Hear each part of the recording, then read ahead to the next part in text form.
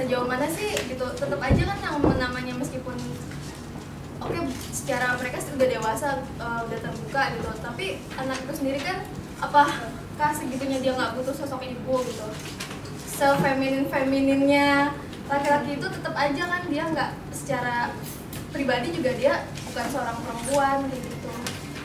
Sering sekali di Indonesia juga sering tanya, kalau saya punya pasangan saya misalnya selalu ditanya, kamu yang mana yang jadi perempuannya, mana yang jadi laki-lakinya?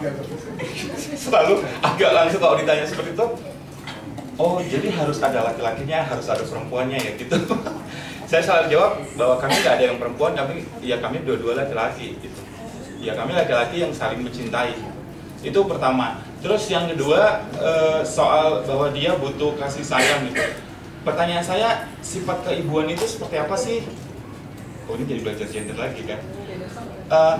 Iya maksudnya apa sih sebenarnya sifat-sifat atau yang dibutuhkan oleh seorang anak, misalnya kalau dianggap bahwa ada sifat keibuan dan sifat kebapaan sehingga anak itu menjadi tumbuh kembang yang dalam tanda kutip sempurna gitu. Memangnya anak yang dibesarkan laki-laki dan perempuan itu selalu ini sempurna dalam tanda kutip itu gitu kan? Nggak juga begitu ya. Ini jadi kalau saya pikir bahwa anak itu yang dibutuhkan adalah kasih sayang gitu. Dia juga harus mendapatkan tentang hal-hal yang sifatnya kemacoan. Dia juga harus diberitahu tentang sifat-sifat yang sifatnya feminin gitu ya. Jadi manusia itu harusnya dimaksimalkan sifat androgininya gitu. Dia bisa bersifat feminin, dia juga tahu sifat maskulin gitu. Dan saya pikir film itu menggambarkan sekali gitu. Saya merinding tadi gitu ya, dia gangguin anak. Saya mungkin nggak bisa seperti itu. Saya nggak bisa seperti itu. Dia bisa gangguin terus. Yang saya pikir itu biasanya yang saya lihat itu dilakukan oleh banyak perempuan gitu. Nggak juga sih, mungkin ada Mas Irwan mungkin melakukan itu juga terhadap anaknya. Mungkin istrinya Mas Irwan malah nggak mau ngakuin itu gitu.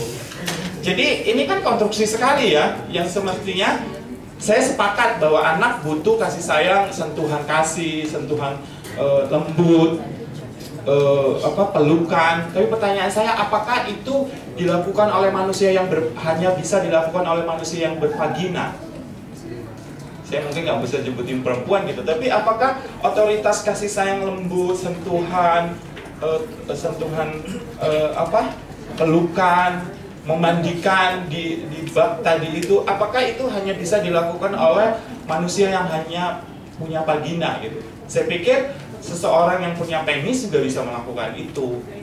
Hanya masalahnya kita memang dididik secara sistem sosial yang sangat-sangat tersegregasi gitu ya, terpisahkan bahwa karena lu punya penis maka peran lu adalah yang maco-maco, yang kasar, bahwa memberi sentuhan kepada anak, mencium, membelai rambutnya itu lu nggak cocok karena lu punya penis. Itu hanya bisa dilakukan oleh para orang-orang yang punya vagina. Maka terciptalah perempuan ibu rumah tangga, masak, seperti itulah. Itu yang saya pikir film itu menggambarkan sekali ya. Saya tadi agak ser gitu waktu anak itu keluar pergi sama orang tua satunya lagi, waktu dia bilang saya sangat cinta kamu gitu waktu dia buka pintu itu yang saya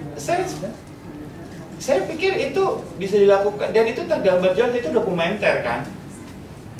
Seorang laki-laki bisa ngelakuin itu gitu. Dan saya aja nggak dapat dari kakak saya dan ibu saya seperti itu. Iya, nggak semua perempuan juga bisa ngelakuin itu. Saya yakin itu. Yang di sini nggak semua bisa perempuan melakukan sentuhan-sentuhan kasih seperti itu. Itu yang saya pikir bagaimana menyampaikan soal misalnya anak nanya kenapa saya nggak punya ibu perempuan gitu. Ya itu kan soal komunikasi kan. Anak harus dikasih tahu bahwa kamu dibesarkan oleh kedua laki-laki. kamu boleh manggil yang satu misalnya papa, yang satu papi, atau mungkin kamu juga boleh memanggil yang satu mami, yang satu papa. Itu kan juga panggilan, itu kan juga konstruksi kan. Ini yang saya pikir yang paling penting saya yakin sekali adalah kasih sayang, bukan kekerasan. Karena juga anak Indonesia yang dididik oleh kelompok hetero, ya kita tahu dong kualitas anak Indonesia di Indonesia ini cenderung, uang saya juga dibesarkan dengan banyak kekerasan kok gitu. Nggak menjamin lah, jadi kebaikan keluarga itu belum itu menggambarkan tidak menjamin apakah dia kelompok hetero atau kelompok homoseksual gitu. Ya,